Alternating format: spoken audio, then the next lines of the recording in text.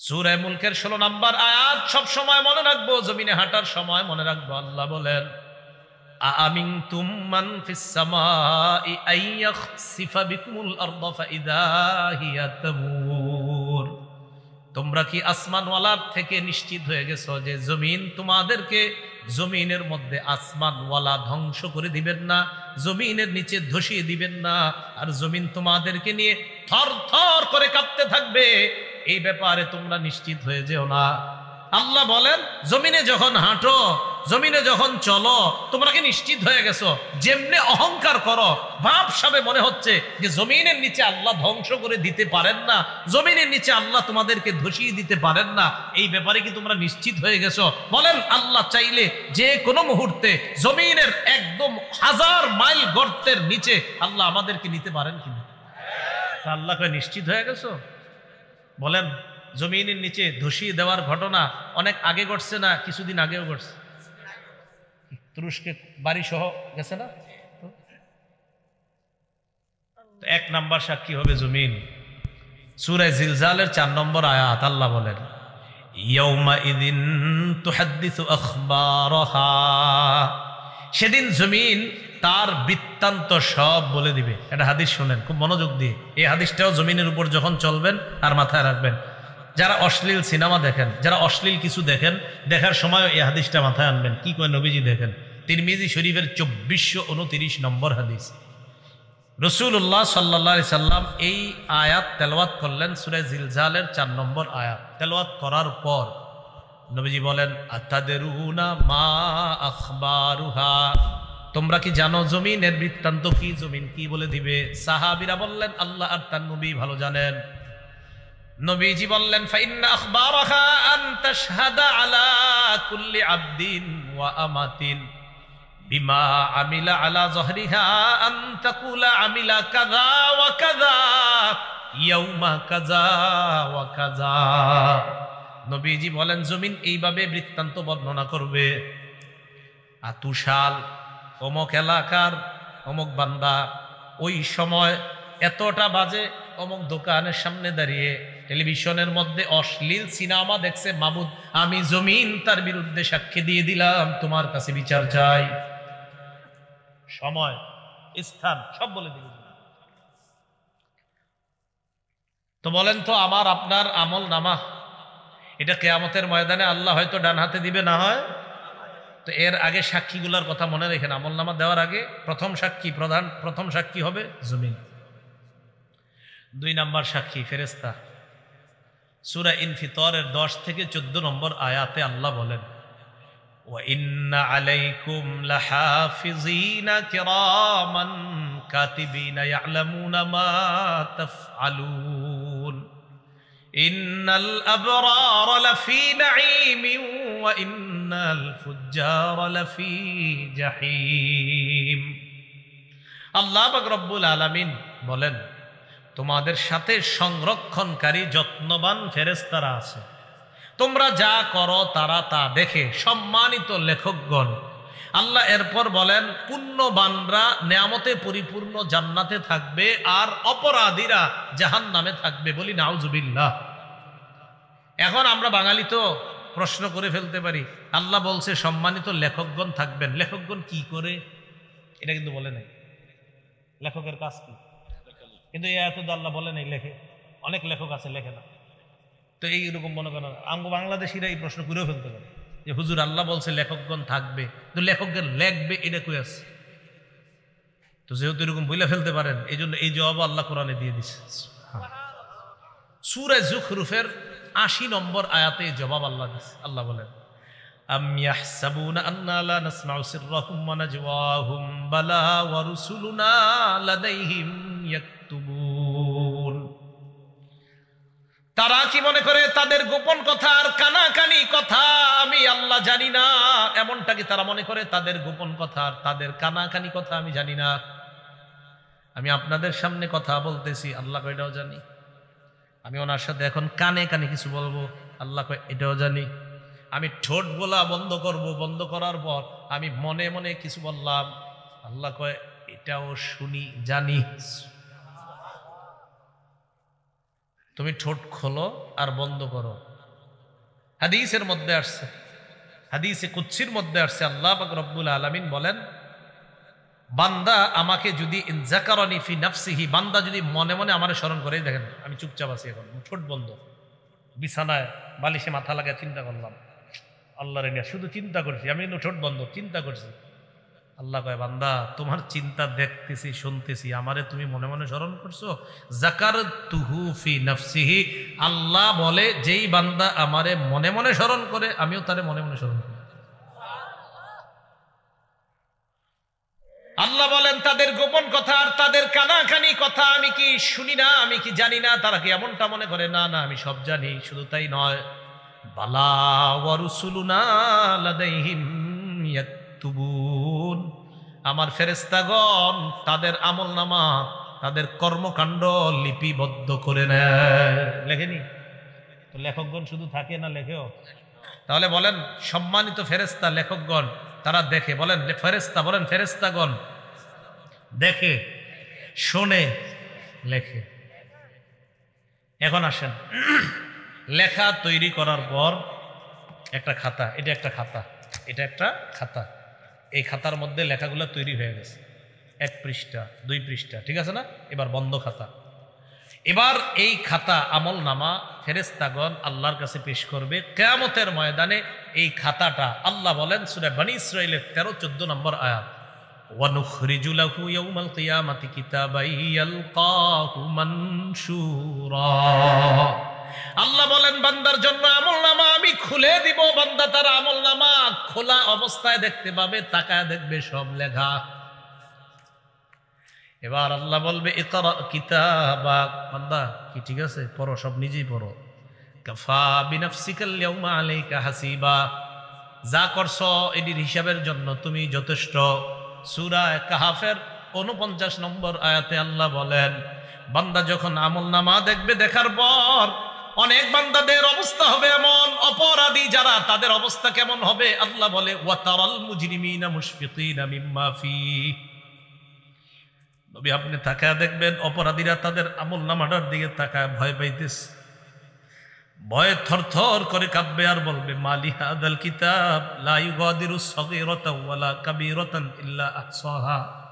অপরাধীরা আমলনামার দিকে তাকা ভয়ে ভয়ে চোখগুলা বড় করে তাকায় বলবে সর্বনাশ, এটা কেন আমলনামা, এটা আবার কেমন আমলনামা, ছোট বড় কোনো কিছুই ছাড়ে নাই।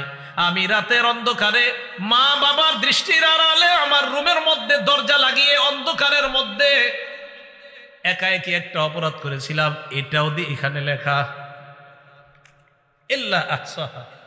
বলবে এটা কেমন আমলনামা, এ তো সব লেখা, পুকুরে পানির নিচে ডুব দিয়ে কি করছেন সব লেখা।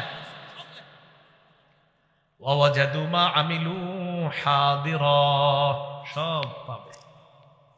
সূরা নাবার 40 নম্বর আয়াতে আল্লাহ বলেন ইয়াউমা ইয়ানজুরুল মারউ মা কদ্দামাত ইয়াদা, মানুষ যা আমল করছে সব দেখতে পাবে। ওয়া ইয়াকুলুল কাফিরু ইয়া লাইতানি কুনতু তুরাবা, কাফের বলবে হায় যদি আমি মাটি হয়ে যেতাম। কাফের কি বলবে? আমি যদি কি দেখা আমলনামা, বলেন কি দেখা? আসেন আগের কথায়, আমলের প্রতিদান নির্ভর করে কিসের উপর? নিয়তটা ঠিক করে। আল্লাহ বুঝার তৌফিক দান করেন। এখন আমলনামা অপরাধী দেখে এইভাবে কাঁপতে কাঁপতে থাকবে থরথর করে। যাক, শেষ হলো এই পর্ব, দ্বিতীয় সাক্ষীর পর্ব। প্রথম সাক্ষী, দ্বিতীয় সাক্ষী ফেরেশতা। তো আজকে থেকে আমরা জমিনে চলার সময় মনে রাখবো যে জমিন আমার সাক্ষী হচ্ছে, আমি কি করছি, কোন সময়, কোন মুহূর্তে, কোন চা স্টলের সামনে দাঁড়িয়ে অশ্লীল কিছু দেখছি, কি করছি, সব জমিন সাক্ষী দিবে। 2, শুধু জমিন না, ফেরেশতারা সম্মানিত লেখকগণ এইখানে আছে, আমার সব কর্মকাণ্ড দেখতেছে, শুনতেছে, লিখতেছে। মনে থাকবে। ইবাদত ইখলাসের সাথে করা, ইবাদত করার আগে নিয়ত শুদ্ধ করা। আল্লাহ পাক রব্বুল আলামিন নবীজিকে বলেন কুল ইন্নী উমিরতু আন আ'বুদাল্লাহা মুখলিসাল লাহুদ্দিন, নবী আপনি বলেন আমাকে আদেশ করা হয়েছে আমি যেন একনিষ্ঠভাবে আল্লাহর জন্য দ্বীনকে খালেস করে ইবাদত করি, এই আদেশ আমাকে করা হয়েছে। সূরা বাইয়িনার মধ্যে আল্লাহ বলেন ওয়ামা উমিরু ইল্লা লিয়াবুদুল্লাহা মুখলিসিনা লাহুদ্দিন। মানুষকে আদেশ করা হয়েছে তারা যেন ইবাদত করে আল্লাহর জন্য, দিনকে খালেস করে ইখলাসের সাথে নিয়ত শুদ্ধ করে যেন তারা ইবাদত করে।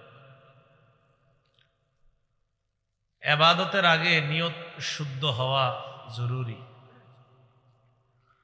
বুখারী শরীফের প্রথম হাদিস, ওমর ইবনুল খাত্তাব রাদিয়াল্লাহু তাআলা আনহুর বর্ণনা, তিনি বলেন, قال رسول الله صلى الله عليه وسلم إنما الأعمال بالنيات। রাসূলুল্লাহ সাল্লাল্লাহু আলাইহি সাল্লাম বলেন, আমলের শুদ্ধতা নির্ভর করে নিয়তের উপর। আমলের প্রতিফল পাবো কি পাবো না এটা নির্ভর করে নিয়তের উপর। বুখারী শরীফের যে প্রথম হাদিসটা, এই হাদিসের ব্যাপারে মুসলিম শরীফের ব্যাখ্যা গ্রন্থ আছে শরহে মুসলিম। এটার যিনি ব্যাখ্যাতা ইমাম নববী রাহমাতুল্লাহি আলাইহি বলেন, আজমা আল মুসলিমুনা আলা ইযামি মাওকি'i হাদাল হাদিস ওয়া কাসরাতি ফাওয়াইদিহি ওয়া সিহহাতিহি। তিনি বলেন, সমস্ত মুসলমান একমত, মুসলমানদের মধ্যে বিজ্ঞ উলামায়ে কেরাম যারা, তারা এই মত পোষণ করেছেন। ইমাম বুখারী রহমতুল্লাহি আলাইহি সর্বপ্রথম যে হাদিসটা বর্ণনা করেছেন, নবীজি যে কথাটা বলেছেন যে আমলের প্রতিদান নির্ভর করে নিয়তের উপর, নবীজির এই কথাটা মর্যাদার দিক দিয়ে, ব্যাপক উপকারিতার দিক দিয়ে এবং বেশি শুদ্ধতার দিক দিয়ে রসুলের শ্রেষ্ঠ একটা হাদিস এটা। তাহলে কত ব্যাপক একটা হাদিস যে আমলের প্রতিদান নির্ভর করে নিয়তের উপর। এই হাদিসের ব্যাপারে হাফেজ ইরাকি রহমতুল্লাহি আলাইহি বলেন, কায়দাতুম মিন কাওয়াইদিল ইসলাম, ইসলামের মৌলিক নীতিমালার মধ্যে এই হাদিসটা একটা অনন্য নীতিমালা। কিলা সুলুসুল ইলম ওয়া কিলা রুবুহু ওয়া কিলা খুমুসুহু। কেউ কেউ বলেন এই হাদিসটা পৃথিবীর যত বিদ্যা আছে এই সব বিদ্যাকে যদি 3 ভাগ করা হয়, এই হাদিসটাই 3 ভাগের 1 ভাগ। পৃথিবীর সব বিদ্যা 3 ভাগ, এই হাদিসটা 3 ভাগের 1 ভাগ। কত ব্যাপক অর্থ সম্পন্ন একটা হাদিস। বাস্তবিক অর্থ হলো, আপনারা এখানে যারা আসছেন, কে কোন নিয়তে আসছেন আল্লাহ দেখতেছে। তাহলে দেখেন, চিন্তা করলেই বোঝা যায়, আপনি মসজিদে গেলেন কোন নিয়তে, আপনি বাজারে গেলেন কোন নিয়তে, আপনি আপনার খালাকে দেখতে গেলেন কোন নিয়তে, আপনি নানার বাড়িতে গেলেন কোন নিয়তে, আপনি খানা খাইতেছেন, আপনার নিয়ত কি খানা খাওয়ার? আপনার নিয়ত যে আমি খানা খেয়ে শক্তি যোগাবো, আর শক্তি সঞ্চয় করার পর আমি ইবাদতে শক্তি পাবো, আপনার খানাটাও ইবাদত হয়ে যাবে। তাহলে নিয়তের শুদ্ধতা এটা জরুরি। ইমাম শাফির নাম শুনছেন না আপনারা? শাফি মাযহাব, ইমাম আহমদ হাম্বলি মাযহাবের ইমাম যিনি, তাদের দুজনের বক্তব্য, ইন্নাহু সুলুসুল ইসলাম, ইসলামকে, ইসলামের বিধিবিধানগুলা যদি 3 ভাগ করা হয়, শুধু এই হাদিসটাই 3 ভাগের 1 ভাগ হয়ে যায়। তাহলে আমার সাথে সবাই বলেন তো, আমলের প্রতিদান নির্ভর করে কিসের উপর?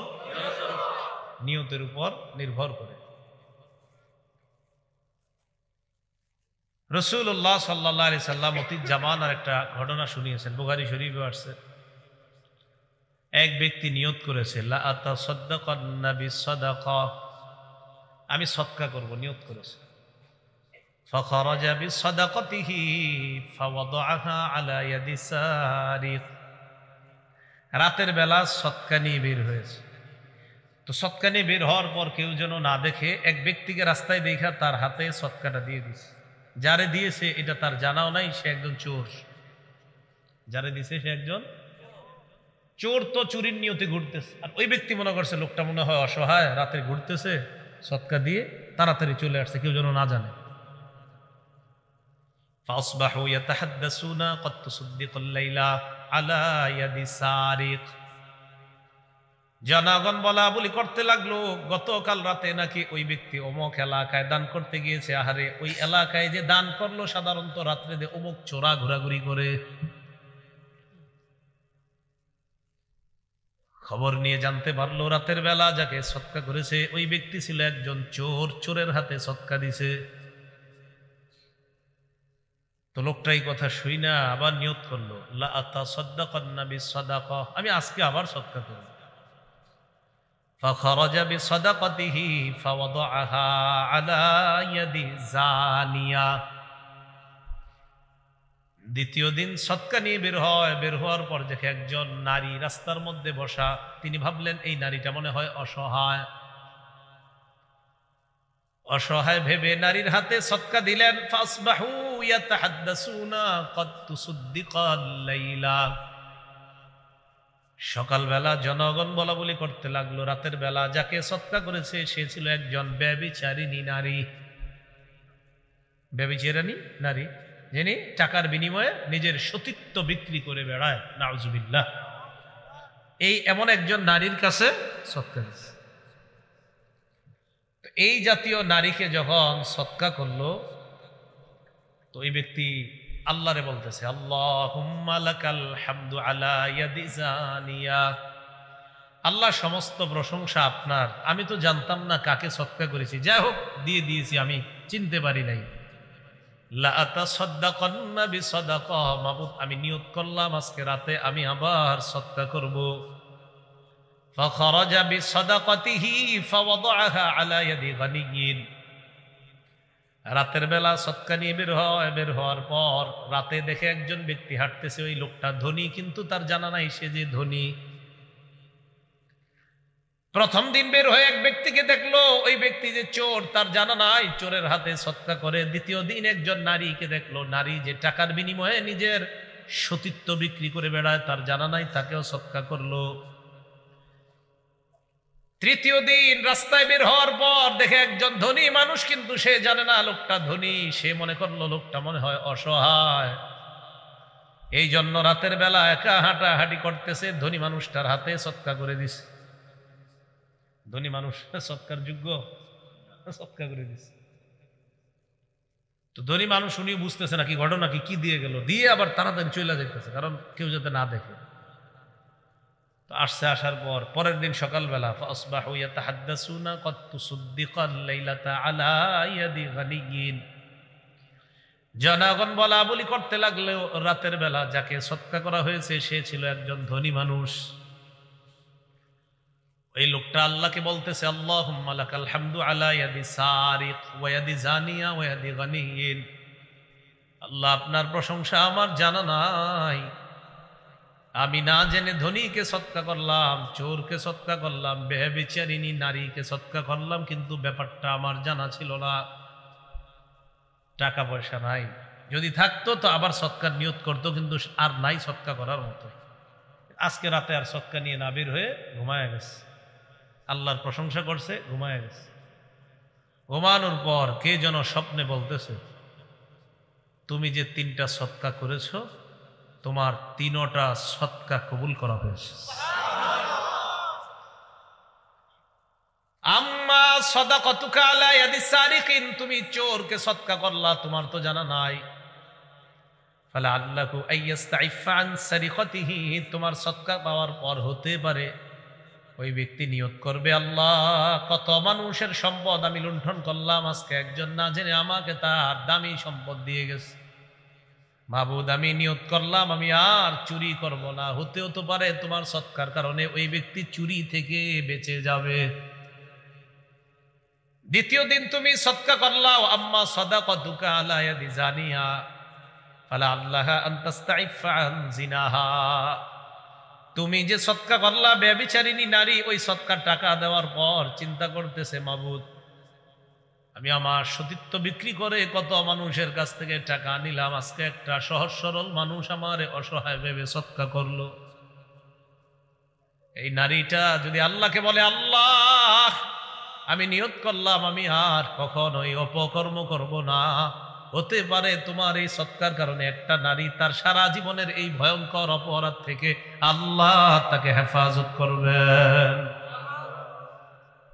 আম্মা সাদাকাতুকা আলা ইয়াদি গানিয়িন, চোরকে তুমি সৎকা করলা, ব্যভিচারী নিয়ে সৎকা করলা, তৃতীয় দিন তুমি ধনী মানুষকে সৎকা করলা, ফালা আল্লাহু আইয়াতাবিরা, ধনী মানুষটা উপদেশ গ্রহণ করবে, বিগত দিন যাকাত দেয় নাই, সৎকা করে নাই, তোমার সৎকা পাওয়ার পর নিয়ত করে ফেলবে, মাবুদ অতীতে আমি সৎকা দেওয়ার যোগ্য হওয়ার পরেও আমি কাউকে সৎকা দিতাম না, আমি যাকাত দাতা হওয়ার পরেও কাউকে যাকাত দিতাম না, আজকে একটা অসহায় মানুষ সৎকা খাওয়ার যোগ্য না, আমি কিন্তু না জেনে আমাকে সৎকার টাকা দিয়ে যায়, মাবুদ আমি নিয়ত করলাম অতীতের বকেয়া যাকাত সহ ভবিষ্যতে আর কখনো যাকাত মিস করব না। তোমার তিনটা সৎকা নিয়ত ছিল তোমার খালেস, কারে সৎকা করছো তুমি জানো না, তো যেহেতু তোমার নিয়ত পরিশুদ্ধ ছিল তোমার তিনটা সৎকা আল্লাহ কবুল করে নিয়েছে। তো এই জন্য রাসূলুল্লাহ সাল্লাল্লাহু আলাইহি সাল্লাম বললেন ইন্নামাল আমালু বিন্নিয়াত, আমলের প্রতিদান নির্ভর করে নিয়তের উপর। বলেন আমলের প্রতিদান নির্ভর করে নিয়তের উপর।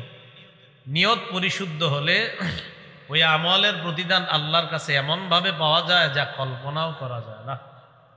বুখারী শরীফের বর্ণনা, 3 ব্যক্তি হঠাৎ বিপদে পড়ছে, বিপদে পড়ার পর প্রচন্ড ঝড়, এই ঝড়ে একটা পাথর পাহাড় থেকে আইসা পড়ছে, তো ঝড়ের কবল থেকে বাঁচার জন্য তারা একটা গুহায় আশ্রয় নিয়েছে তিনজন। ফানহাদারাত সাখরাতুম মিনাল জাবাল, পাহাড় থেকে একটা পাথর পড়ে গড়িয়ে গড়িয়ে তাদের গুহার মুখের মধ্যে পুরা পাথরটা, গুহার মুখে পুরাটা পাথর, তো বেরোবো কেমনি? তিনজন টেনশনে পড়ে গেছে, বের হবো কিভাবে? পরামর্শ করলো কি করা যায়। কয় 3 জনে আমাদের জীবনের কোনো আমল এরকম যদি থাকে যে আমলটা শুধু আল্লাহরে খুশি করার জন্য করছি, এই আমলের দোহাই দিয়ে আল্লাহর কাছে আমরা 3 জন দোয়া করব। যদি শুধুমাত্র কার জন্য করে থাকি? আল্লাহর জন্য। তো 3 জন পরামর্শ করার পর একজন দোয়া করা শুরু করছে, আল্লাহুম্মা কানালি আবাওয়ান শাইখানে কাবীরান। একজন দোয়া করতেছে, আল্লাহ আমার পিতা মাতা 2 জন ছিলেন, 2 জনেই বয়োবৃদ্ধ, ওয়া কুনতু আহলুবু লাহুমা, মাবুদ আমি তাদের জন্য দুধ দহন করতাম, আমার মা বাবাকে আমি দুধ পান করাইতাম, আমি দুধ দহন করার পর বাসায় আসার পর কুনতু লা উগবিকু আহাদান ক্বাবলাহুমা, কুনতু লা উগবিকু ক্বাবলাহুমা আহলান ওয়ালা মালা, আমি বাসায় আসার পর আমার পিতা মাতাকে দুধ পান করানোর আগে অন্য কাউকে আমি দুধ পান করাইতাম না আমি যখন বাসায় আসতাম। তো তিনি বলে, আল্লাহ আমি একদিন অনেক দূরে চলে গেছি কোনো এক কাজে, দূরে চলে যেয়ে আসার পর আমি দুধ দহন করে বাসায় এসে দেখি আমার আব্বা আম্মা ফাওয়াজাতুহুমা, আমি আমার আব্বা আম্মা উভয়কে পাইলাম না, ইমাইন 2 জন ঘুমাইতেছে, আব্বা আম্মা ঘুমাই রইছে, কি করি? এদিক দিয়ে আমার পরিবার পরিজন তারা দুধ পান করতে চাইতেছে। আগের জামানায় দুধ এটা ছিল এমন এক খাদ্য যারা এগুলোর মাধ্যমেই নিজেদের খাদ্যের চাহিদা পূরণ করত। আর মনে রাখবেন পৃথিবীর একমাত্র খাদ্য দুধ, যেই দুধ নামক খাদ্যটা মানুষের ক্ষুধা এবং পিপাসা উভয়টা নিবারণ করে। কি বললাম বলেন তো? দুধ ক্ষুধাও নিবারণ করে, পিপাসাও নিবারণ। পৃথিবীর সমস্ত খাদ্য ক্ষুধা নিবারণ করে, পানি পিপাসা নিবারণ করে, আর দুধ একমাত্র খাদ্য, জান্নাতি খাদ্য, যেই খাদ্যটা আপনার ক্ষুধা এবং পিপাসা উভয়টা নিবারণ করে। এটা আল্লাহর ক্ষমতা। কেন? আল্লাহ বলেন দুধের সম্পর্কে একটু গবেষণা করো তো, আমি এটা কোত্থেকে বের করি। হ্যাঁ, আল্লাহ পাক রব্বুল আলামিন বলেন এটা সম্পর্কে একটু গবেষণা করো যে এটা আমি কিভাবে বের করি। তা আল্লাহ বলেন, আমি গোবর এবং রক্ত, মিমবাইনি ফারাসি ওয়াদামিন লাবানান খালিসা, গোবর এবং রক্ত, গোবর পাক না নাপাক, রক্ত পাক না নাপাক? আল্লাহ বলেন গোবর এবং রক্ত 2 নাপাকের মাঝখান থেকে লাবানান খালিসা, গোবরও নাপাক, রক্ত নাপাক, গরুর পেটে রক্ত নাপাক এটাও আছে, গোবর নাপাক এটাও আছে। এই দুই না পাকির মাঝখান থেকে আমি আল্লাহ স্বচ্ছ পবিত্র দুধ তোমাদের জন্য বের করি। মিন বাইনি ফারথিম ওয়া দামিন লাবানান খালিসা, স্বচ্ছ দুধ বের করি। তো দুধ মানুষের খাদ্য, পিপাসা উভয়টা নিবারণ করে। এই জন্য বাচ্চার বয়স 2 বছর হওয়ার আগ পর্যন্ত খাদ্য খাওয়ানো লাগে। ওই যে আল্লাহ পাক রব্বুল আলামিন এটার মাধ্যমেই তার ক্ষুধা পিপাসা উভয়টার ব্যবস্থা করে দিচ্ছেন। তো তিনি বলছেন, আল্লাহ আমি দুধ নিয়ে আইসা দাঁড়ায় রয়েছি, আমার পরিবারকে দিচ্ছি না, আবার আমার আব্বা আম্মাও ঘুমাইতেছে, সারা রাত আব্বা আম্মা ঘুমাইতেছে, আমিও দুধ নিয়ে দাঁড়ায় রয়েছি, আব্বা আম্মারে খাওয়াবো, তারপর অন্যরা খাবো। বৃদ্ধ বাবা বৃদ্ধা মা দুজন বৃদ্ধ বৃদ্ধা হয়ে গেছে। আপনারা তো বৃদ্ধ মা বাবা একটা কাশি দিলে পাশের রুম থেকে বলেন মরতে পারে না, এটা অনেক ছেলেরা বলে ফেলে। আল্লাহ হেফাজত করেন। একটা হাদিস সারা জীবন মনে রাখবেন, মুসলিম শরীফের বর্ণনা 1978 নম্বর হাদিস। রাসূলুল্লাহ সাল্লাল্লাহু আলাইহি সাল্লাম বলেন, লাআনাল্লাহ মান লাআনা ওয়ালিদাহ, যে পিতামাতাকে অভিশাপ দেয় তাকে আল্লাহ অভিশাপ দেয়। পিতামাতাকে যে অভিশাপ দেয় তাকে কি অভিশাপ দেয়? আল্লাহ। তো তিনি দুধ নিয়ে দাঁড়িয়ে আছেন, তো তিনি বলতেছে আল্লাহ, মুনাজাতে আল্লাহরে কানতে কানতে দোয়ার মধ্যে বলতেছে, আল্লাহ আমার আব্বা আম্মা জাগ্রত হয়েছে, আমি তাদেরকে দুধ পান করাইছি, এরপর অন্যদেরকে আমি দুধ পান করিয়েছি। আল্লাহ এই আমলটা যদি আমি আপনার জন্য করে থাকি, তাহলে আপনি গুহার মুখ থেকে এই পাথর সরিয়ে দিয়ে আমাদেরকে এখান থেকে উদ্ধারের ব্যবস্থা করে দেন। বুখারী শরীফের বর্ণনা, নবীজি বলেন তারা তাকায় দেখে গুহার মুখ থেকে পাথর একটু সরে গিয়েছে। দেখছেন নি পাওয়ারটা কি? বলেন আমলের প্রতিদান নির্ভর, আমলের প্রতিদান নির্ভর। আমল হবে কার জন্য? আমার নিয়ত হবে কাকে খুশি করা। তো তিনি বলতেছে, আল্লাহ আমি যদি আপনাকে খুশি করার নিয়তে ওই আমলটা করে থাকি, তো আপনি এই পাথর সরায়া দেন, আমাদেরকে বের করার ব্যবস্থা করেন। তাকায় দেখে পাথর একটু সরে গেছে। বাকি রইল কয়জন? 2 জন। আরেকজন দোয়া করা শুরু করছে, আল্লাহুম্মা কানালি বিনতু আম্মিন।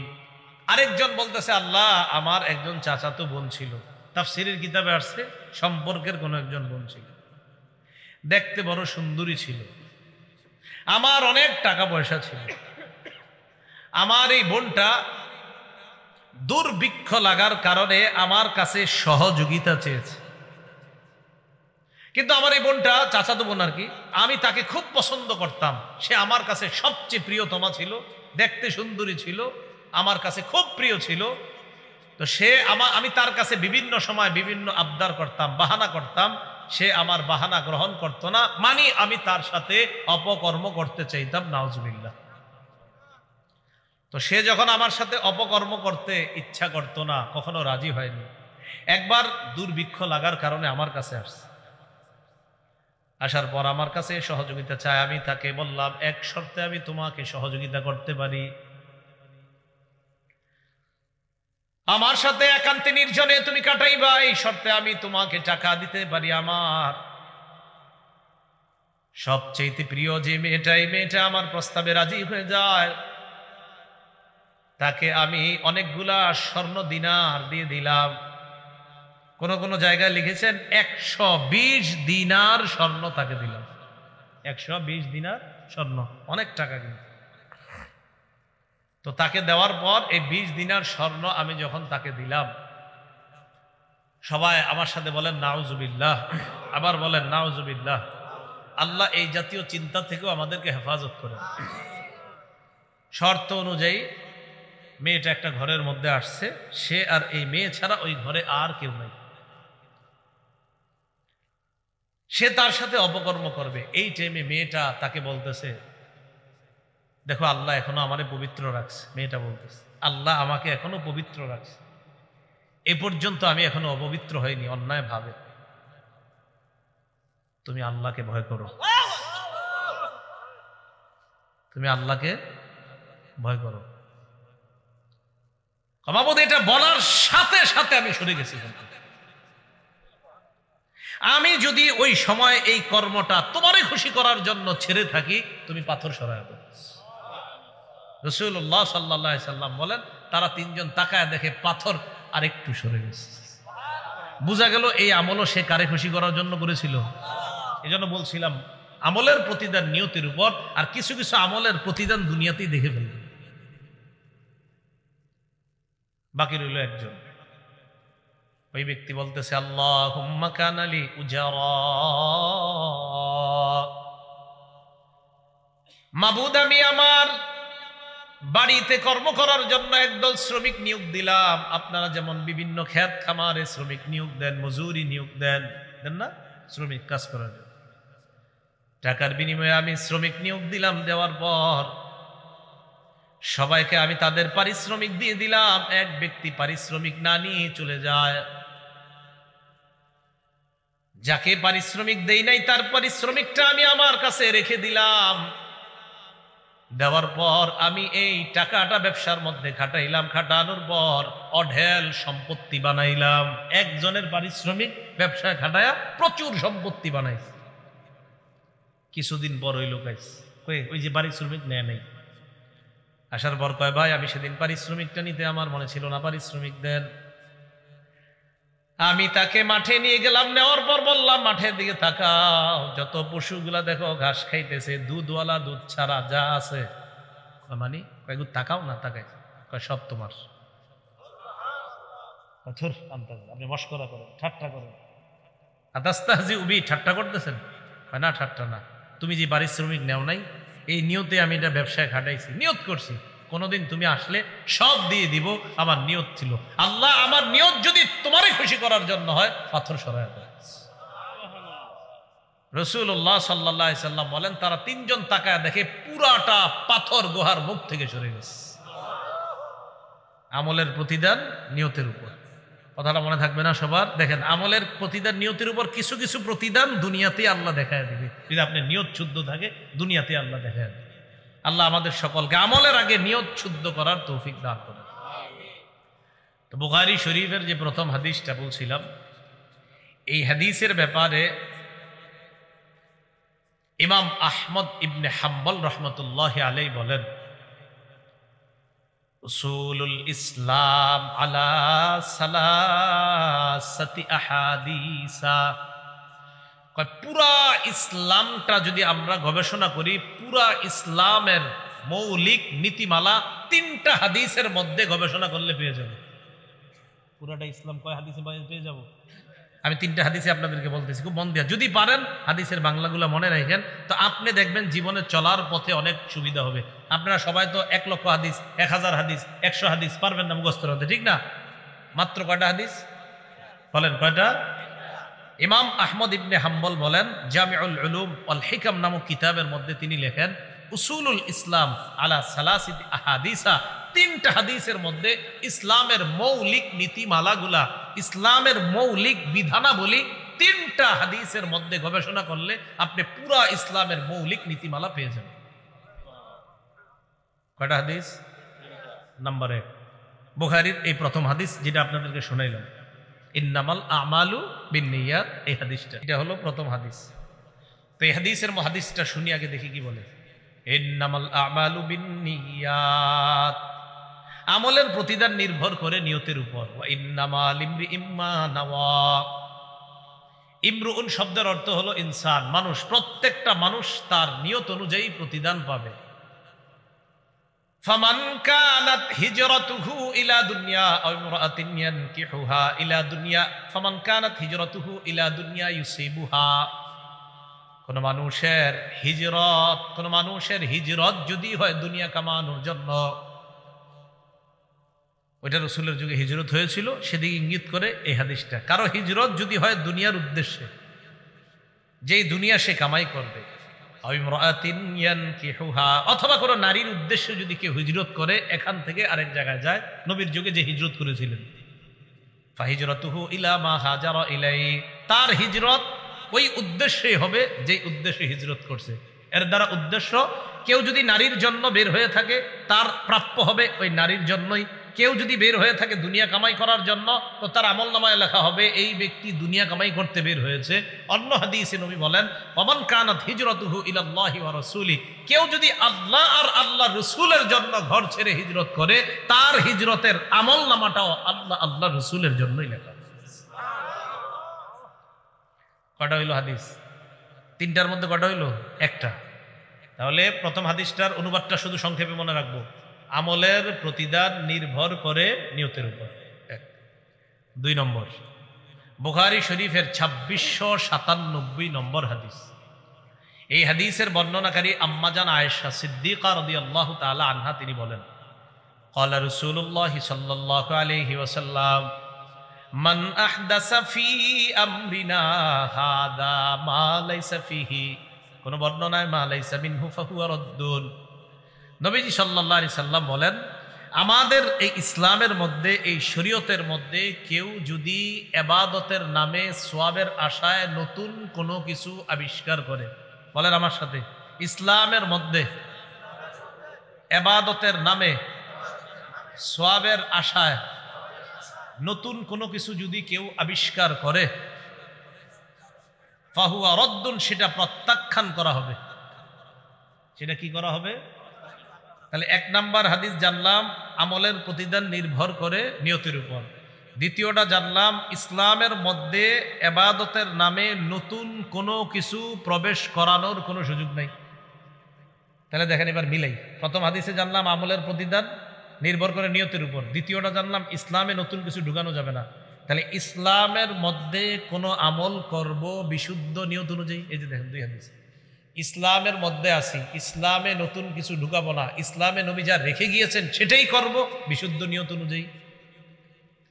বাকি রইল আরেকটা, বুখারী শরীফেরই বর্ণনা 123 নম্বর হাদিস, নুমান ইবনে বাশীর 54 নম্বর হাদিস, বুখারী শরীফের 54 নম্বর হাদিস, নুমান ইবনে বাশীর রাদিয়াল্লাহু তাআলা আনহুর বর্ণনা, তিনি বলেন, ক্বালা রাসূলুল্লাহ সাল্লাল্লাহু আলাইহি ওয়াসাল্লাম, আল হালালু বাইয়িনুন ওয়াল হারামু বাইয়িন। রাসূলুল্লাহ সাল্লাল্লাহু আলাইহি সাল্লাম বলেন, হালাল স্পষ্ট, হারাম স্পষ্ট। হালাল হারামের মাঝে কিছু আছে অস্পষ্ট, সন্দেহযুক্ত। তো এই হাদিসে নবী বুঝায়, দেখেন, হালাল যা আছে সব মানো, হারাম যা আছে সব বর্জন করো, মাঝে সন্দেহযুক্ত কিছু থাকলে এটাও বর্জন করো। হাদিস থেকে শিখলাম পৃথিবীর সব হালাল শিখে নিলেই তো হয়ে যায়, পৃথিবীর সব হারাম জেনে হারাম থেকে বেঁচে থাকলেই তো হয়ে যায়। পৃথিবীর সব হালাল জেনে নিলাম, নিয়ে হালালের উপর আমল করলাম, সব হারাম জানলাম, জানার পর হারাম থেকে আমরা বেঁচে থাকলাম, সন্দেহযুক্ত জিনিসগুলা থেকে বেঁচে থাকলাম। তাহলে 3 হাদিস দেখেন। 1 নম্বর হাদিস, আমলের প্রতিদান নির্ভর করে নিয়তের উপর। 2 নম্বর হাদিস, শোনো আমল করতে গিয়ে নতুন কিছু কিন্তু করো না। 3 নম্বর হাদিস, শোনো আমল করতে গিয়ে হালাল কোনটা হারাম কোনটা বাদ বিচার করো। শেষ। ইমাম আহমদ ইবনে হাম্বল বলেন, এই 3 হাদিস যদি মানুষ, সাধারণ জনগণ যদি আপনার এই 3টা হাদিস যদি মাথায় রাখতে পারেন, কথার কথা, আপনি সুদি টাকায় হাত দিবেন, হারাম, নিষেধ করতেছে। কথার কথা, আপনি জুয়ার খেলবেন, হারাম, ইসলাম নিষেধ করতেছে। কথার কথা, আপনি কাউকে গালি দিবেন, হারাম। তো ইমাম আহমদ ইবনে হাম্বল বলেন, এই 3টা হাদিস, এই হাদিস 3টার উপর ইসলামের মৌলিক বিধানাবলী এসে যায়। দেখেন, এই লোক আমার সামনে বসা, আমি তার বিরুদ্ধে তার উস্তাদের কাছে গিয়ে নালিশ করলাম, তাকান, তার বিরুদ্ধে গিয়ে তার উস্তাদের কাছে নালিশ করলাম, আপনার ছাত্র এরকম এরকম। এখন আমার এই নালিশের নিয়ত হতে পারে 2 ধরনের। 1, হ্যাঁ আমি পিঠা খাওয়াবো উস্তাদের কাছে। 2 নম্বর, আমার উদ্দেশ্য তাকে আমি সংশোধন করব। তাহলে দেখেন নিয়ত, আমি তাকে তার উস্তাদের কাছে নালিশ করলাম, একই নালিশের মধ্যে নিয়ত কয় ধরনের হইতে পারে? একটা ভালো নিয়ত আর একটা খারাপ নিয়ত। তাহলে নালিশ করলাম, নিয়ত যদি হয় তাকে সংশোধন করা, এই নালিশের কারণেও শুধু নিয়ত শুদ্ধ হওয়ার কারণে আল্লাহ সওয়াব দিবেন। আমলের প্রতিদান নির্ভর করে নিয়তের উপর। বলেন, আমলের প্রতিদান নির্ভর করে নিয়তের উপর। কি কথাটা মনে থাকবে? পরিশুদ্ধ নিয়ত করে আমলগুলা বিশুদ্ধভাবে করে কিয়ামতের ময়দানে যেন যেতে পারি, আল্লাহ তৌফিক দান করে। কিয়ামতের ময়দানে আমল নামা আমাদেরকে দেওয়া হবে। 2 শ্রেণীর মানুষ, 1 শ্রেণী তাদের ডান হাতে আমল নামা দেওয়া হবে, আরেক শ্রেণীর বাম হাতে। যাদের ডান হাতে আমল নামা দেওয়া হবে, কোরআনের ভাষায় তারা সৌভাগ্যবান। যাদের বাম হাতে আমল নামা দেওয়া হবে, কোরআনের ভাষায় তারা হতভাগা। আল্লাহ পাক রব্বুল আলামিন সূরা হুদের মধ্যে বলেন, ফামিনহুম শাকিয়্যুন ওয়া মিনহুম সাঈদ। একদল হবে হতভাগা, আরেক দল হবে সৌভাগ্যবান। ফাআম্মাল্লাযীনা শাকু ফাফিন্নার, যারা হতভাগা তাদের ঠিকানা জাহান্নাম, বলেন নাউযুবিল্লাহ। ওয়া আম্মাল্লাযীনা সুইদু ফাফিল জান্নাহ, আর যারা সৌভাগ্যবান তাদের ঠিকানা আল্লাহর চিরস্থায়ী জান্নাতের মেহমান। কিয়ামতের ময়দানে আমলনামা হয়তো ডান হাতে না হয় বাম হাতে। কিয়ামতের ময়দানে আমার আপনার বিরুদ্ধে 4 শ্রেণীর সাক্ষী দাঁড়িয়ে যাবে। বলেন কয় শ্রেণী? সংক্ষেপে মনে রাখবেন। বলেন 1 নাম্বার জমিন। 1 নাম্বার বলেন তো, কিয়ামতের ময়দানে 4 সাক্ষীর 1 নাম্বার সাক্ষী, 2 নাম্বার ফেরেশতা, 3 নাম্বার অঙ্গ প্রত্যঙ্গ, 4 নাম্বার আল্লাহ। বলেন তো কিয়ামতের ময়দানে 4 সাক্ষীর নাম, 1 নাম্বার, 2 নাম্বার, 3 নাম্বার অঙ্গ প্রত্যঙ্গ, 4 নাম্বার প্রধান সাক্ষীকে। তো কিয়ামতের ময়দানে আল্লাহ আমল নামা দেওয়ার জন্য ওজনের পাল্লা কায়েম করবে। আল্লাহ বলেন, ওয়ানাদউল মাওয়াজিনাল কিসতা লিয়াউমিল কিয়ামাতি ফালা তুযলামু নাফসুন শাইআ। আল্লাহ বলেন, আমি কিয়ামতের ময়দানে ওজনের পাল্লা কায়েম করব, মানুষের আমলনামা ওজন করার জন্য, ইনসাফ কায়েম করার জন্য। কারো প্রতি সামান্য অবিচার করা হবে না।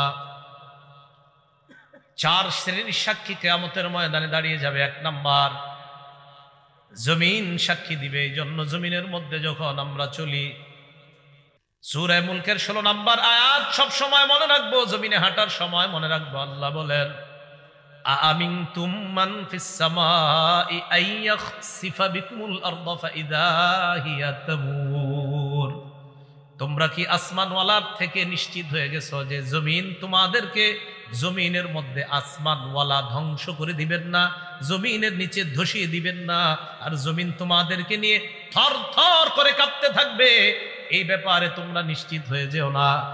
আল্লাহ বলেন, জমিনে যখন হাঁটো, জমিনে যখন চলো, তোমরা কি নিশ্চিত হয়ে গেছো? যেমনে অহংকার করো, ভাবসাবে মনে হচ্ছে যে জমিনের নিচে আল্লাহ ধ্বংস করে দিতে পারেন না, জমিনের নিচে আল্লাহ তোমাদেরকে ধসিয়ে দিতে পারেন না, এই ব্যাপারে কি তোমরা নিশ্চিত হয়ে গেছো? বলেন, আল্লাহ চাইলে যে কোনো মুহূর্তে জমিনের একদম 1000 মাইল গর্তের নিচে আল্লাহ আমাদেরকে নিতে পারেন কিনা? আল্লাহ কয় নিশ্চিত হয়ে গেছো? বলেন, জমিনের নিচে ধসিয়ে দেওয়ার ঘটনা অনেক আগে ঘটছে না কিছুদিন আগেও ঘটছে? তুরস্কে বাড়ি সহ গেছে না? 1 নাম্বার সাক্ষী হবে জমিন। সূরা জিলজালের 4 নম্বর আয়াত আল্লাহ বলেন, ইয়াউমা ইযিন তুহাদ্দিসু আখবারাহা। সেদিন জমিন তার বৃত্তান্ত সব বলে দিবে। এটা হাদিস শুনেন খুব মনোযোগ দিয়ে। এই হাদিসটাও জমিনের উপর যখন চলবেন আর মাথায় রাখবেন। যারা অশ্লীল সিনেমা দেখেন, যারা অশ্লীল কিছু দেখেন, দেখার সময় এই হাদিসটা মাথায় আনবেন। কি কয় নবীজি দেখেন, তিরমিজি শরীফের 2429 নম্বর হাদিস। রাসূলুল্লাহ সাল্লাল্লাহু আলাইহি সাল্লাম এই আয়াত তেলাওয়াত করলেন, সূরা জিলজালের 4 নম্বর আয়াত তেলাওয়াত করার পর নবীজি বলেন, আতাদরুনা মা আখবারুহা। তোমরা কি জানো জমিনের বৃত্তান্ত কি? জমিন কি বলে দিবে? সাহাবীরা বললেন, আল্লাহ আর তার নবী ভালো জানেন। নবীজি বললেন, ফাইন্না আখবারাহা আন তাশহাদা আলা কুল্লি আবদিন ওয়া আমাতিন বিমা আমিলা আলা যহরিহা আন তাকুলা আমিলা কাযা ওয়া কাযা ইয়াউমা কাযা ওয়া কাযা। নবীজি বলেন, জমিন এইভাবে বৃত্তান্ত বর্ণনা করবে, আতুশাল অমুক এলাকার অমুক বান্দা ওই সময় এতটা বাজে অমুক দোকানের সামনে দাঁড়িয়ে টেলিভিশনের মধ্যে অশ্লীল সিনেমা দেখছে। মাবুদ, আমি জমিন তার বিরুদ্ধে সাক্ষী দিয়ে দিলাম, তোমার কাছে বিচার চাই। সময়, স্থান সব বলে দিল। তো বলেন তো, আমার আপনার আমল নামা এটা কিয়ামতের ময়দানে আল্লাহ হয়তো ডান হাতে দিবে, না হয়। তো এর আগে সাক্ষীগুলোর কথা মনে রেখেন। আমল নামা দেওয়ার আগে প্রথম সাক্ষী হবে জমিন। 2 নাম্বার সাক্ষী ফেরেশতা। সূরা ইনফিতরের 10 থেকে 14 নম্বর আয়াতে আল্লাহ বলেন, ওয়া ইন্না আলাইকুম লাহাফিজিনা কিরামান কাতিবিনা ইয়ালামুনা মা তাফআলুন ইন্নাল আবরারা লাফি নাঈমিন ওয়া ইন্নাল ফুজ্জারা লাফি জাহিম। আল্লাহ পাক রব্বুল আলামিন বলেন, তোমাদের সাথে সংরক্ষণকারী যত্নবান ফেরেশতারা আছে, তোমরা যা করো তারা তা দেখে। সম্মানিত লেখকগণ, আল্লাহ এরপর বলেন পুণ্যবানরা নেয়ামতে পরিপূর্ণ জান্নাতে থাকবে আর অপরাধীরা জাহান্নামে থাকবে। বলি নাউজুবিল্লাহ। এখন আমরা বাঙালি তো প্রশ্ন করে ফেলতে পারি, আল্লাহ বলছে সম্মানিত লেখকগণ থাকবেন, লেখকগণ কি করে? এটা কিন্তু বলে নাই লেখকের কাজ কি, কিন্তু এত আল্লাহ বলে নাই লেখে। অনেক লেখক আছে লেখে না। তো এইরকম মনে করেন আঙ্গ বাংলাদেশিরা এই প্রশ্ন করেও ফেলতে পারে যে হুজুর আল্লাহ বলছে লেখকগণ থাকবে, তো লেখকগণ লেখবে এটা কই আছে? তো যেহেতু এরকম বইলা ফেলতে পারেন, এই জন্য এই জবাব আল্লাহ কোরআনে দিয়ে দিচ্ছে। সূরা যুখরুফের ৮০ নম্বর আয়াতে জবাব আল্লাহ দিচ্ছে। আল্লাহ বলেন, আম ইয়াহসাবুনা আন্না লা নাসমাউ সিররাহুম ওয়া নাজওয়াহুম বালা ওয়া রুসুলুনা লাদাইহিম ইয়াকতুবুন। তারা কি মনে করে তাদের গোপন কথা আর কানাকানি কথা আমি আল্লাহ জানি না? এমনটা কি তারা মনে করে তাদের গোপন কথা আর তাদের কানাকানি কথা আমি জানি না? আমি আপনাদের সামনে কথা বলতেছি, আল্লাহ কয় এটাও জানি। আমি ওনার সাথে এখন কানে কানে কিছু বলবো, আল্লাহ কয় এটাও জানি। আমি ঠোঁট বলা বন্ধ করব, বন্ধ করার পর আমি মনে মনে কিছু বললাম, আল্লাহ কয় এটাও শুনি, জানি। তুমি ঠোঁট খোলো আর বন্ধ করো। হাদিসের মধ্যে আসছে, হাদিসে কুদসির মধ্যে আসছে, আল্লাহ পাক রব্বুল আলামিন বলেন, বান্দা আমাকে যদি যাকারানি ফি নাফসিহি, বান্দা যদি মনে মনে আমারে স্মরণ করে, দেখেন আমি চুপচাপ আছি এখন, ঠোঁট বন্ধ, বিছানায় বালিশে মাথা লাগায় চিন্তা করলাম, আল্লাহর নিয়ে শুধু চিন্তা করছি, আমি কিন্তু ঠোঁট বন্ধ চিন্তা করছি। আল্লাহ কয় বান্দা তোমার চিন্তা দেখতেছি, শুনতেছি, আমারে তুমি মনে মনে স্মরণ করছো। যাকারতুহু ফি নাফসিহি, আল্লাহ বলে যেই বান্দা আমারে মনে মনে স্মরণ করে আমিও তারে মনে মনে স্মরণ করি। আল্লাহ বলেন তাদের গোপন কথা আর তাদের কানাকানি কথা আমি কি শুনি না, আমি কি জানি না? তারা কি এমনটা মনে করে? না না, আমি সব জানি। শুধু তাই নয়, বালা ওয়া রুসুলুনা লাদাইহিম ইয়াকতুবুন, আমার ফেরেশতাগণ তাদের আমলনামা, তাদের কর্মকাণ্ড লিপিবদ্ধ করে নেয়। লেখেনি তো? লেখকগণ শুধু থাকে না, লেখেও।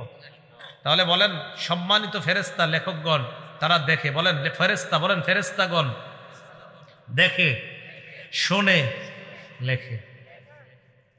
এখন আসেন, লেখা তৈরি করার পর একটা খাতা, এটা একটা খাতা, এটা একটা খাতা, এই খাতার মধ্যে লেখাগুলো তৈরি হয়ে গেছে, 1 পৃষ্ঠা 2 পৃষ্ঠা, ঠিক আছে না? এবার বন্ধ খাতা। এবার এই খাতা আমল নামা ফেরেশতাগণ আল্লাহর কাছে পেশ করবে কিয়ামতের ময়দানে। এই খাতাটা আল্লাহ বলেন সূরা বনী ইসরাঈলের 13-14 নম্বর আয়াত, ওয়া নুখরিজু লাহু ইয়াউমাল কিয়ামাতি কিতাবান ইয়ালকাহু মানশুরা। আল্লাহ বলেন বান্দার জন্য আমলনামা আমি খুলে দিব, বান্দা তার আমলনামা খোলা অবস্থায় দেখতে পাবে, তাকায় দেখবে সব লেখা। এবার আল্লাহ বলবে ইকরা কিতাবাক, বান্দা কি ঠিক আছে? পড়ো, সব নিজেই পড়ো। কাফা বিনাফসিকাল ইয়াউমা আলাইকা হাসিবা, যা করছো এটির হিসাবের জন্য তুমি যথেষ্ট। সূরা কাহাফের 49 নম্বর আয়াতে আল্লাহ বলেন বান্দা যখন আমলনামা দেখবে, দেখার পর অনেক বান্দাদের অবস্থা হবে এমন, অপরাধী যারা তাদের অবস্থা কেমন হবে? আল্লাহ বলে ওয়া তারাল মুজরিমিনা মুশফিকিনা মিম্মা ফি, নবী আপনি তাকায় দেখবেন অপরাধীরা তাদের আমলনামাটার দিকে তাকায় ভয় পাইতেছে, ভয়ে থরথর করে কাঁপবে আর বলবে মালি হাদাল কিতাব লা ইউগাদিরু সগীরাতান ওয়ালা কাবীরাতান ইল্লা আহসাহা।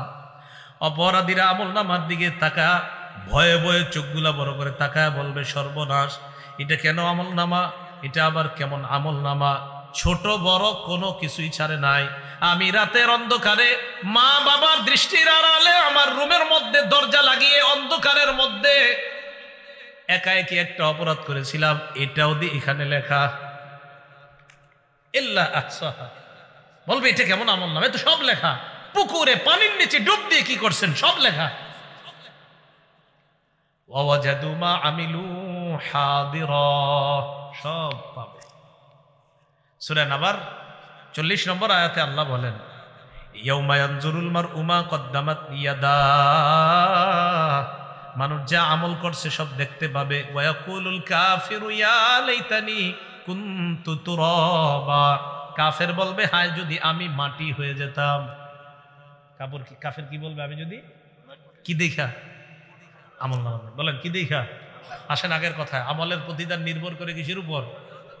নিয়তটা ঠিক করে। আল্লাহ বুঝার তৌফিক দান করেন। এখন আমল নামা অপরাধী দেখে এইভাবে কাঁপতে কাঁপতে থাকবে থরথর করে। যাক, শেষ হলো এই পর্ব, দ্বিতীয় সাক্ষীর পর্ব। প্রথম সাক্ষী, দ্বিতীয় সাক্ষী ফেরেশতা। তো আজকে থেকে আমরা জমিনে চলার সময় মনে রাখবো যে জমিন আমার সাক্ষী হচ্ছে। আমি কি করছি, কোন সময়, কোন মুহূর্তে, কোন চা স্টলের সামনে দাঁড়িয়ে অশ্লীল কিছু দেখছি, কি করছি, সব জমিন সাক্ষী দিবে। 2, শুধু জমিন না, ফেরেশতারা সম্মানিত লেখকগণ এইখানে আছে, আমার সব কর্মকাণ্ড দেখতেছে, শুনতেছে, লিখতেছে। মনে থাকবে। 3, অঙ্গ প্রত্যঙ্গ। ও মনে আছে মাশাআল্লাহ আপনাদের, অঙ্গ প্রত্যঙ্গ। আচ্ছা, এবার সবাই একটু চোখ বন্ধ করেন তো আমার সাথে। করছেন? খোলেন। চোখ বন্ধ করলে কিছু দেখা যাচ্ছে?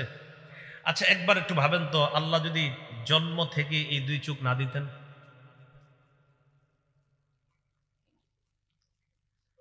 সূরা ইয়াসিনের 66-67 নম্বর আয়াতে আল্লাহ বলেন, ওয়ালাউ নাশাউ লাতামাসনা আলা আ'য়ুনিহিম ফাস্তাবাকুস সিরাতা ফাআন্না ইউসিরুন। আল্লাহ বলেন, আমি যদি চাইতাম তাদেরকে আমি আল্লাহ তাদের আলো লোপ করে দিতে পারতাম, চোখের আলো লোপ করে দিতে পারতাম। চোখের আলো সরিয়ে দিয়ে আমি আল্লাহ যদি তাদের চোখগুলা চেহারার সাথে মিশিয়ে দিতাম, চলতে চাইলেও তারা চলতে পারতো না। একটু চিন্তা করে দেখো, তোমার এমন করলে কেমন হতো। এরপরের আয়াতে বলে, ওয়ালাউ নাশাউ লামাসাখনাহুম আলা মাকানাতিহিম, আমি যদি তাদের অঙ্গগুলা বিকৃত করে দিতাম, আমি যদি তাদের চেহারা বিকৃত করে দিতাম, হাত পা অঙ্গহানি করে দিতাম। হাত যদি না থাকতো সুদের টাকা ধরতো না, পা যদি না থাকতো পা দিয়ে খারাপ কাজ করতে যাইতো না। আল্লাহ বলেন, আমি এগুলা দিলাম, তো তুমি কি করতেছো এগুলা?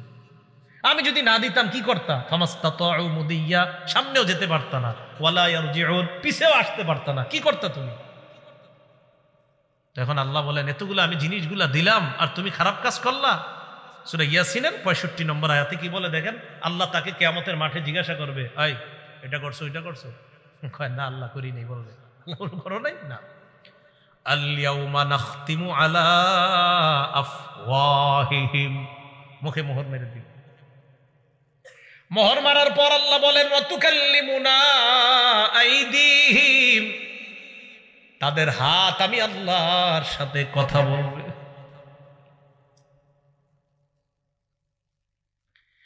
একটু চিন্তা করে দেখেন, হাত যদি আল্লাহকে বলে, আল্লাহ এই হাত দিয়ে ঘুষের টাকা, সুদের টাকা ধরছে।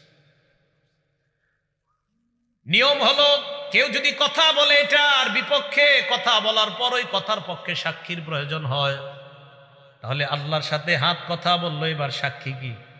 ওয়া তাশহাদু আরজুলুহুম বিমা কানু ইয়াকসিবুন, পা সাক্ষী দিয়ে বলবে, আল্লাহ হাত যা যা বলছে আমি পা হাতের পক্ষে সাক্ষী দিয়ে দিলাম। একটু চলেন না রাস্তা হাইটে, একটু ভাবেন না নিজেরে যে আমার চোখ যা করবে, আমার হাত যা করবে, আমার হাত আল্লাহরে বলবে। বলার পর এরকম হতে পারে যে বান্দা কইতে পারে, আল্লাহ হাত বলছে, সাক্ষী কই? বান্দার তো মুখ বন্ধ, তো বান্দা বলতে পারে, আল্লাহ আমার হাত বলছে, হাত যে বলছে এটা সাক্ষী কই? পা বলবে আমি সাক্ষী। আরেকটু সামনে যান, দেখেন আরো কেমন আয়াত। সূরা হামিমাস সাজদা 20-21 নম্বর আয়াতে আল্লাহ বলেন, হাত্তা ইদা মা জাউহা, এগুলো যখন জাহান্নামের কাছে যাবে, যখন জাহান্নামে ফালাবে আল্লাহ, শাহিদা আলাইহিম সামউহুম, কান সাক্ষী দিবে, ওয়া আবসারুহুম, চোখ সাক্ষী দিবে। এরপর কি বলে দেখেন, ওয়া জুলুদুহুম বিমা কানু ইয়ামালুন, এদের চামড়াগুলাও সাক্ষী দিয়ে দিবে, চামড়া সাক্ষী দিবে। বান্দা বলবে, ওয়া ক্বালু লিজুলুদিহিম লিমা শাহিদতুম আলাইনা, বান্দা বলবে, ও চামড়া তুমিও সাক্ষী দিলা, তুমি আবার কেমনে সাক্ষী দাও? চামড়া জবাব দিবে আনতাকানাল্লাহুল্লাযী আনতাকা কুল্লা শাই, যে আল্লাহ যারে চায় কথা বলাইতে পারেন ওই আল্লাহ আমি চামড়াকে কথা বলার ক্ষমতা দিয়ে দিছে। কিছুক্ষণের জন্য ভাইবা দেখেন, এই হাত, এই পা, এই চোখ, এই চামড়া আপনার শত্রু। কিছুক্ষণের জন্য ভাবেন কেমনে, যদি আপনি খারাপ কাজ করেন তো এরাই আপনার বিরুদ্ধে সাক্ষী দিবে, এরাই কথা বলবে। আপনি অন্য সাক্ষীর কি দরকার? কথার কথা, জমিনের সাক্ষীর কথা শুনলেন, ফেরেশতাদের কথাও শুনলেন, তো এদেরকে রাখেন না, আপনার সাথেই তো সাক্ষী ঘুরতেছে। এই যে আমার হাত, পা, চামড়া সবই তো সাক্ষী। এই হলো তৃতীয় সাক্ষী। চতুর্থ সাক্ষী, প্রধান সাক্ষী, একমাত্র সাক্ষী, যার অন্য কোনো সাক্ষী দরকার ছিল না, তিনি কে?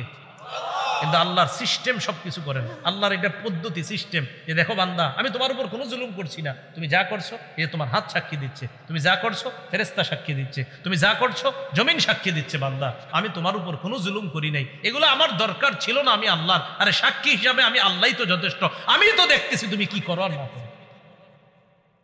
সূরা হামিম আস-সাজদা আল্লাহ বলছো, আওয়ালাম ইয়াকফি বিরাব্বিকা আন্নাহু আলা কুল্লি শাইইন শাহীদ, তোমার এতটুকু কি যথেষ্ট না যে তোমার কর্মকাণ্ডের ব্যাপারে সবচেয়ে প্রধান সাক্ষী আল্লাহ? আর কি সাক্ষী তুমি চাও?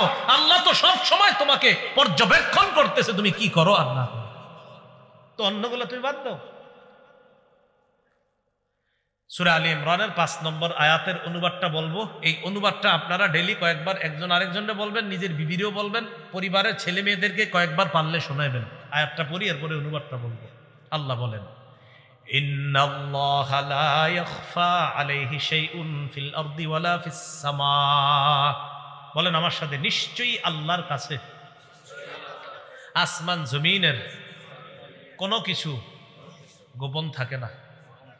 সন্তান কলেজে যাইতেছে, বলে দিবেন বাবা আল্লাহর কাছে আসমান জমিনের কোনো কিছু গোপন থাকে না, গোপনে কিছু করো না। মেয়েটা যাইতেছে, বালেগা হয়ে গেছে, বাহিরে যাওয়ার সময় বলে দিবেন মা আমি বাবা আছি, তোমার মা আছে, হয়তো আমরা তোমার সামনে থাকি, তুমি কিছু করো না, হয়তো আমাদের অগোচরে তুমি কোনো অন্যায় করতে পারো, তবে একটা কথা মনে রাখো, আল্লাহর কাছে আসমান জমিনের কোনো কিছু গোপন থাকে না, তুমি যা করবা ভালো করো এটাও আল্লাহর কাছে জানা আছে আল্লাহর, তুমি যদি খারাপ করো এটাও আল্লাহর জানা আছে, আল্লাহর কাছে কোনো কিছু গোপন না, তুমি যা যখন যেভাবে করো সব আল্লাহ। এই আয়াতটা প্রতিদিন কয়েকবার একজন আরেকজনে শোনাইবেন অনুবাদটা, যে সূরা আলী ইমরানের 5 নম্বর আয়াতে আল্লাহ বলে দিয়েছেন নিশ্চয়ই আল্লাহর কাছে আসমান জমিনের কোনো কিছু গোপন না।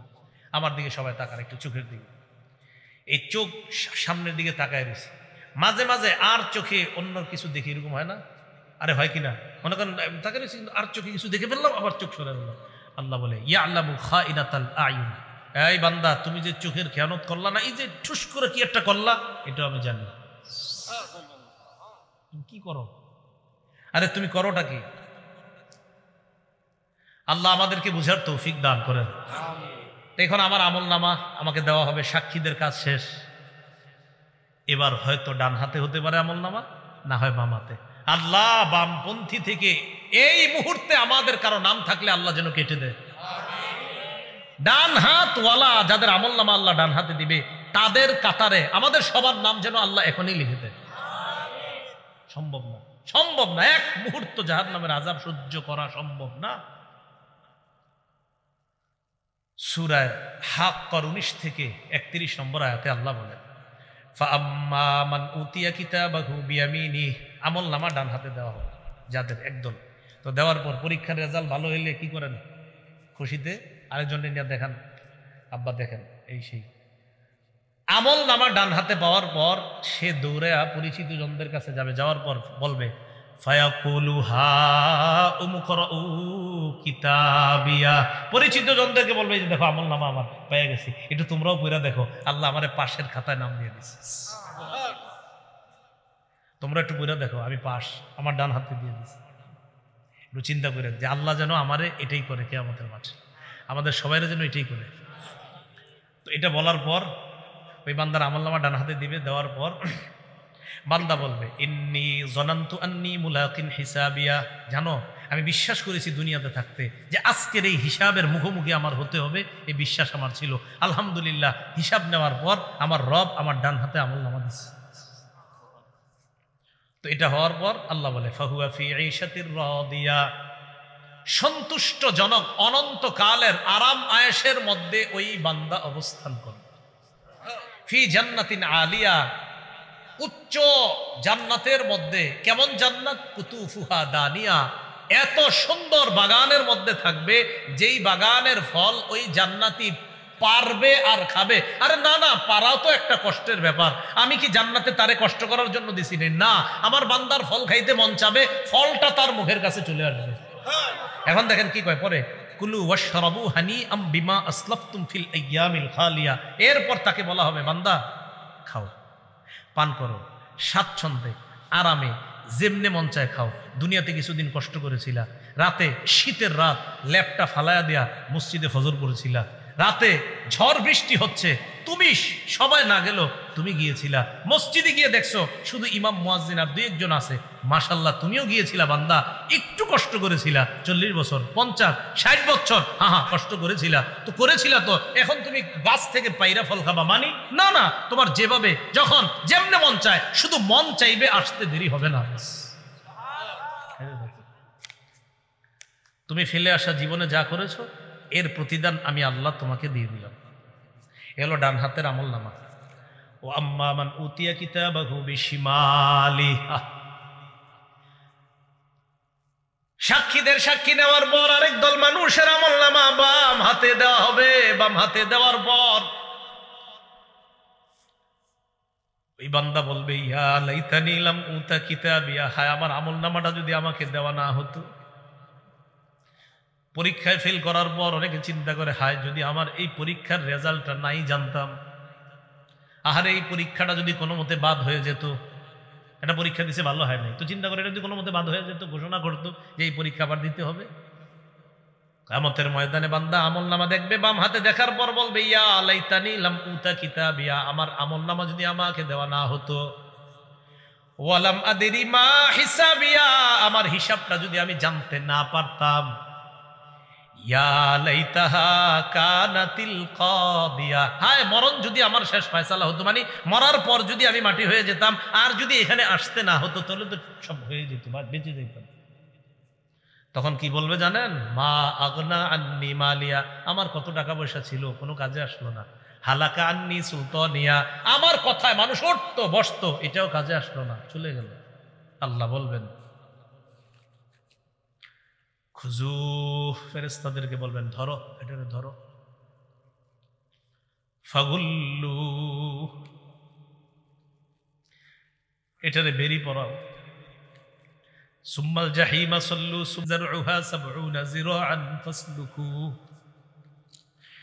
শিকল দিয়ে বাঁধো, যে শিকলের গজ হবে 70 গজ। তাফসীরের কিতাবে আছে নাক দিয়ে শিকল ঢুকিয়ে পিছনের রাস্তা দিয়ে বের করে পুরাটা শরীরের মধ্যে পেঁচায়া এই ব্যক্তিকে এইভাবে ধাক্কা মেরে জাহান্নামে ফেলে দেয়। বলছিলাম আমার আপনার আমলনামা এটা হয়তো ডান হাতে দেওয়া হবে, না হয় বাম হাতে। তাই আমল আমরা দুনিয়াতে যারা করছি মুসলমান, আমাদের আমলগুলা যেন শুদ্ধ হয়, আর আমলের নিয়তটাও যেন শুদ্ধ হয়। 1 টাকা দান করি সেটাও শুদ্ধ নিয়তে দান করব, 1 লক্ষ টাকা সেটাও পরিশুদ্ধ নিয়তে দান করব, 1 কোটি টাকা এটাও শুদ্ধ নিয়তে দান করব, কাউকে দেখানোর জন্য না। সহিহ বুখারীর বর্ণনায় আসছে 2118 নম্বর হাদিস, আম্মা জান আয়েশা সিদ্দিকা রাদিয়াল্লাহু তাআলা আনহার বর্ণনা। তিনি বলেন ইয়াগজু জাইশুনিল কাবা, নবীজি সাল্লাল্লাহু আলাইহি সাল্লাম বলেছেন এক জামানায় একদল মানুষ কাবা ধ্বংস করার উদ্দেশ্যে রওনা করবে, নাউজুবিল্লাহ। ইউখসাফু বিআউয়ালিহিম ওয়া আখিরিহিম, তাদের পূর্বাপর সামনের পিছনের সব মানুষগুলারে ধ্বংস করে দেওয়া হবে, গজবাইশা ধ্বংস করে দিবে। আম্মা জান আয়েশা বলেন আমি বললাম ইয়া রাসূলুল্লাহ ফিহিম আসওয়াকুহুম ওয়া লাইসা মিনহুম, এদের মাঝে এমনও মানুষ আছে যারা তাদের বাজারের পণ্য সামগ্রী ইত্যাদি নিয়ে যাচ্ছে, আবার যারা তাদের অন্তর্ভুক্ত না। মনে করেন 100 জন রওনা করছে, এর মধ্যে 50 জন কাবা ধ্বংসের নিয়ত, আর 50 জন ভালো মানুষও তো থাকতে পারে হুজুর, নবীজি বললেন, আয়েশা, সবাইরই ধ্বংস করবে আল্লাহ, সবাইরই, ভালোগুলাও ধ্বংস হবে। তারপর এখানে নিয়ত কাদের ছিল ভালো, কারা কাবা ধ্বংসের নিয়তে গিয়েছে আর কারা ভালো নিয়ত ছিল এখানে, এটা তো আল্লাহ জানেন। ওই নিয়ত অনুযায়ী কিয়ামতের মাঠে তাদেরকে ফলাফল দিয়ে জান্নাত দেওয়া। কথা মনে থাকবে তো?